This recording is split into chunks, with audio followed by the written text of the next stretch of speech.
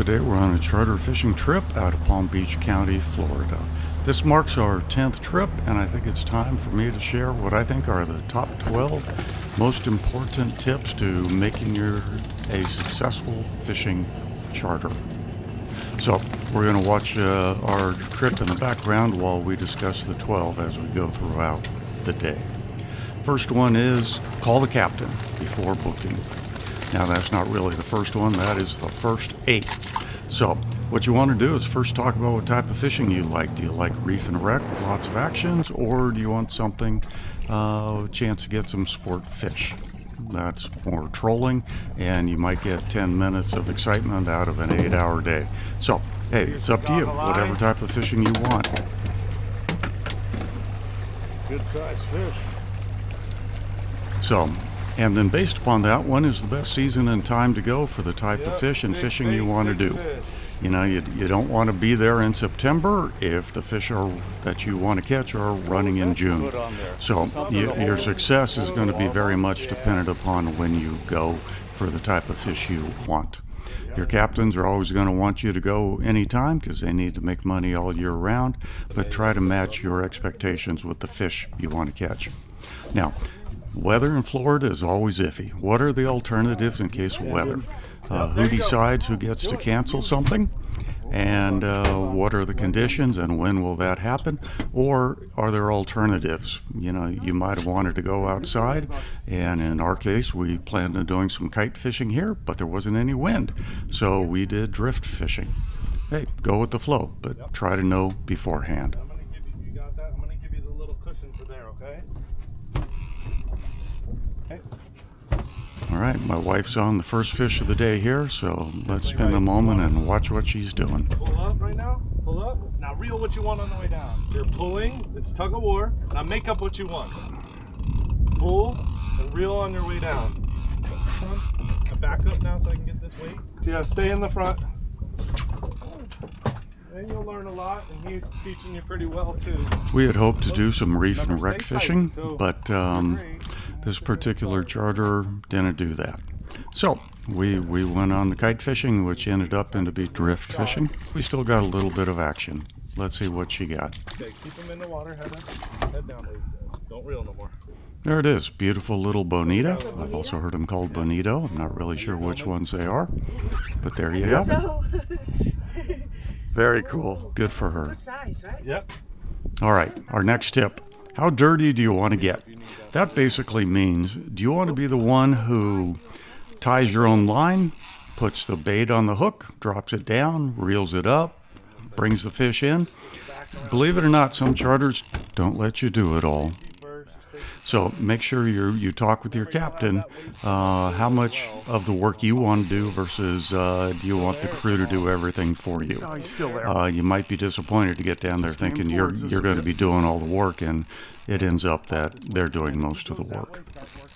So just know before you go. All right, my fish is on. Let's take a look, see what's going on here.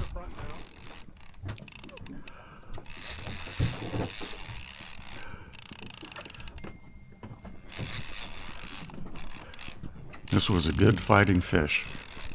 Underneath me.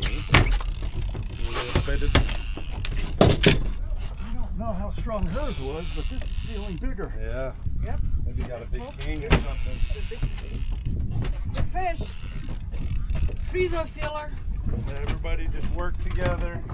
I think that rubber thing might come in handy. Oh, heck, that fish is going to run for a while, so let's get on with the next tip. Hey, do you have somebody on the trip that a toilet is important for? You just might. Well, make sure you discuss what the toilet situation is. Up in Alaska, we were told the boat has a toilet. By golly, it does have a toilet. On another trip, we were told the boat has a bathroom. Well, it had a Homer bucket. But, in fairness, the bucket does say all-purpose. So, again, just make sure you talk about it before you commit to anything. Just because it's on their website doesn't mean it's what you're thinking it is. So talk about it. More of a scavenger for the surface. Should be getting closer. Still trying to get this fish in. There he is. Bonita. No, it's a little shark or a no-no. No, it's a bonita. Oh yeah, that's a big Let's fish. go. Oh my gosh. He piped all that wire. Look at that. Now the funny thing is, everybody in Florida will tell you those are trash fish. They're only good for using as bait. Yep. Well, I don't live in Florida, so I will tell you, in my opinion, What a giant. Wow, it's 4 times bigger than my little When we one. do our pro tournaments, they're wrong. We'll get 15 They make great sashimi, and they cook up pretty doggone well too. I can appreciate that. Florida gets hotter and Yeah. hotter and hotter, and then we think it's a tuna, you know, and then it starts coming up and spreading out on the surface. And All right, next tip. What's the travel time from port to the fishing area? One of the nice things about Florida is most of the time you can be on a fishing area in about 20 minutes, 30 minutes. But again, that depends on where you're going. If you're fishing the reef, that's true. And fishing the first or second reef will make a difference. But hey, if you're going after the big fish, you might actually make a run for an hour or more before you get there. Well, that's important because you need to have an expectation. Oh, look at those sharks. We're trying to get these lines up because we don't want the shark to eat our goggle eyes. My wife is holding a reel that has a fish on it. We're not quite sure what, probably a shark. So anyway, back to the travel time. Hey, you can't book a 4-hour trip if there's a 2-hour travel time out to the fishing area. Well, there's So no doubt that's it's going a to help big you fish, decide but if you it's the need a wrong 4, kind of 6, big or fish. 8-hour charter trip. This guy wore me out. So, hey, you need to make sure, can you keep the fish you catch? Maybe that's not important to you. Maybe you're catch and release, just going for the trophies, want to release them, want to have a styrofoam mount made. Hey, that's perfectly fine. We like to eat what we catch. Don't make the assumption that all charters will let you keep everything you catch. That's not always true. So just make sure you ask before you go. It's all part of just understanding. Yeah, he's gone. That big guy got off, whatever it was, I don't know. wow, I can't believe you got this back. But he didn't break the line. He just got off the hook there at the last moment. All right, so now we're moving on, and we're going to be doing some trolling. And we're on. My wife is on at the same time, actually, so I'm going to grab this one. Hers will eventually get off, but here we go with mine. Maybe you can try to reel from there if you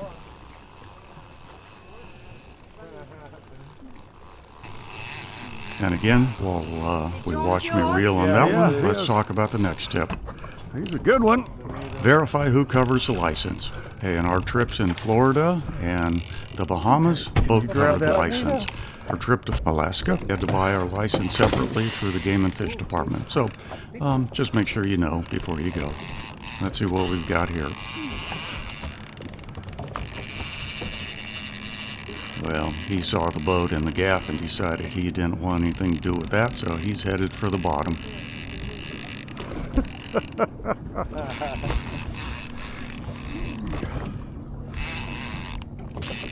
I tell you what, that's going to turn out to be another bonita. And like I said, most of the locals down there will tell you they're trash fish, only good for using their meat and skin as a flasher to catch other fish as bait. But my wife and I really enjoyed them.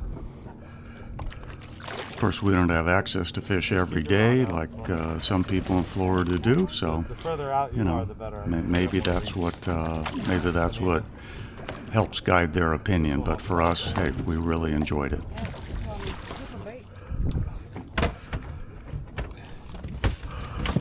All right, that's 3 in the boat. Oh, good size too. That's bigger than the one that I caught. I'll use the small All right, moving on. Before you leave for your trip, call the captain and verify that you're all set. Hey, we had one trip where we booked it through Fair Harbor, as many of them are, and we got a message the day before reminding us of the trip, telling us when to be there and where. We showed up, there was no Oh, boat. it's beautiful. I called the captain. Fair Harbor hadn't given him the reminder message that we were fishing that day. Front of the boat. Fortunately, he was able to move things around. The trip just got delayed an hour, but we were able to head out. Oh wow. He might be a Nope, keeper. there we go. That's 20. That is our first mahi-mahi for our family. After all these years, we finally caught one. Now we have to make sure it's legal. 20 inches is the minimum. The quarter is important. Yeah, he is 20 and a quarter. Not a trophy, but we've got our mahi-mahi. You can let him die. All right, manage expectations. That's really the biggest one. If you asked all the questions, satisfied the answers, you're going at the right time and the right season for the right type of fish, for the type of fishing you expect, for the duration of the charter you want, the amenities on the boat are up to your expectations, and you know that if the weather changes, what you're going to do, you should have a good time.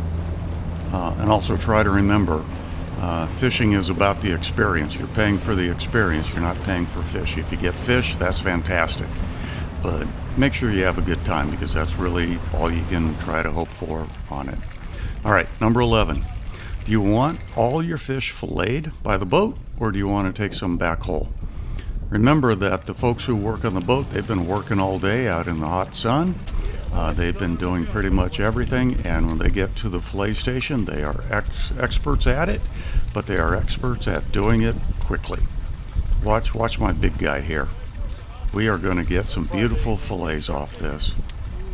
But look at all that meat, all the meat up in the collar. The seagulls and the fish are going to get that.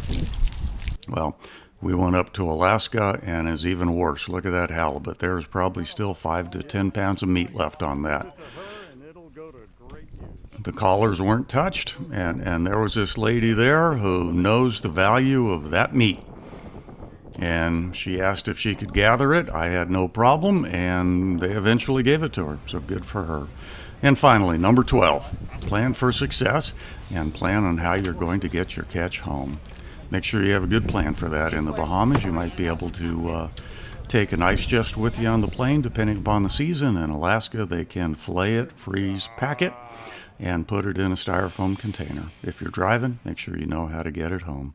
All right, there you go. Those are the top tips to have a successful charter. Hope you enjoyed it. As always, thanks for watching, and I am enjoying retirement.